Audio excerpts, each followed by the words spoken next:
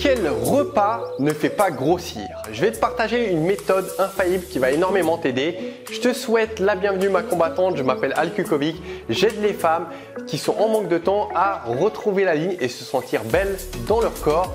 Aujourd'hui, tu te poses la question, est-ce que le petit-déj, déjeuner, dîner fait grossir? Moi, je vais faire mieux, je vais te partager comment tu dois composer pour faire en sorte que chacun de tes repas ne te fasse pas grossir et même au contraire. Avant toute chose, juste en dessous, je t'ai mis à disposition de manière totalement gratuite un calculateur qui va t'aider en fait à voir le nombre de calories que tu dois viser pour savoir que tu ne grossis pas et même pour savoir si tu veux mincir. Maintenant, comment savoir? Je vais te partager la méthode de l'assiette complète. C'est très simple. Concentre-toi sur ce que je vais dire. À chaque fois que tu vas manger quelque chose, que ce soit au petit déjeuner, déjeuner, le soir ou même au goûter ou une collation, ta réflexion doit être la suivante. La première question que tu dois te poser, c'est où est ma source de protéines dans ce que je vais manger? Les protéines, c'est quoi? C'est tout ce qui est viande, poisson, œufs, tofu, protéines végétales, donc les lentilles, haricots rouges, haricots blancs, pois chiches, etc. Et je sais pas, yaourt, fromage blanc, voilà. De toute façon, tu tapes sur internet source de protéines, tu vas tomber sur une longue liste. Et il faut que tu en apportes. D'accord? Par exemple, le matin, ça peut être un yaourt, ça peut être du fromage blanc, ça peut être du cottage cheese. Maintenant, deuxième des questions, où est ma source de fruits ou de légumes? Donc pareil, le matin par exemple, ça peut être une orange, à midi ça peut être une ratatouille ou ça peut être des tomates, le soir ça peut être des endives, betteraves, peu importe. Bien sûr, il faut que tu choisisses des choses que tu aimes bien pour que tu apprécies ton repas. Et finalement, dernière des questions, tu te poses, où est ma source de bonne graisse? Parce que c'est essentiel d'en apporter à son corps, c'est anti-inflammatoire et ça a plein de bénéfices et ça t'aide en plus à perdre du poids si c'est en quantité raisonnable et des bonnes sources. Donc typiquement le matin, je pourrais me dire, je vais apporter des amandes, je vais apporter des cerneaux de noix, je vais apporter des noisettes. À midi, ça peut être, je vais assaisonner ma salade avec l'huile d'olive.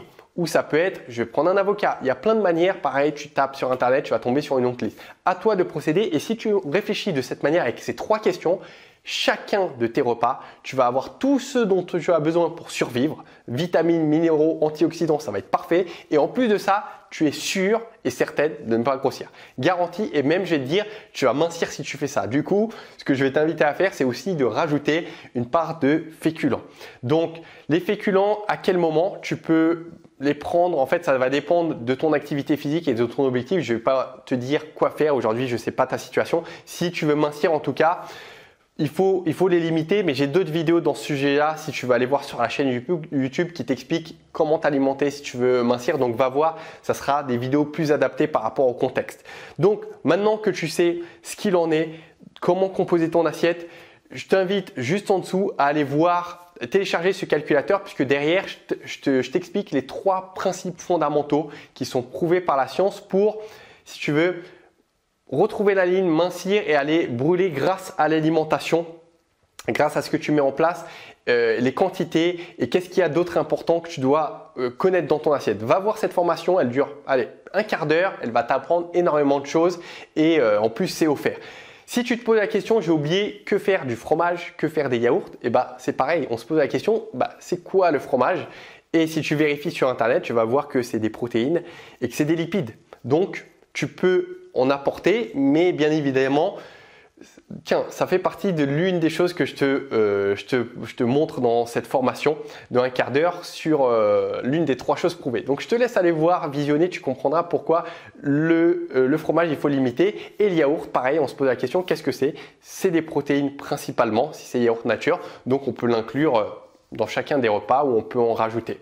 Et pareil, au niveau des quantités, grâce au calculateur, tu sauras combien tu pourras manger. Si cette vidéo, il y a certains points d'incompréhension, n'hésite pas à me le dire. Juste en dessous en commentaire, comme ça, il y aura les questions de toutes les filles, de toutes les personnes et à chaque fois, tu auras des réponses et ça va aider toute la communauté et toi-même, tu auras réponse à ta question. N'oublie pas de t'abonner si ce n'est pas encore fait sur la chaîne YouTube. Je sais qu'il y a beaucoup de filles qui regardent les vidéos mais qui ne sont pas encore abonnées. Donc n'hésite pas, ça booste la chaîne. Et pareil, un petit pouce bleu, ça fait énormément plaisir à l'algorithme YouTube. Donc mets plein de pouces bleus, partage cette vidéo si tu penses que ça peut aider quelqu'un. Et moi je te dis à très vite dans une nouvelle vidéo. Ciao, ma combattante.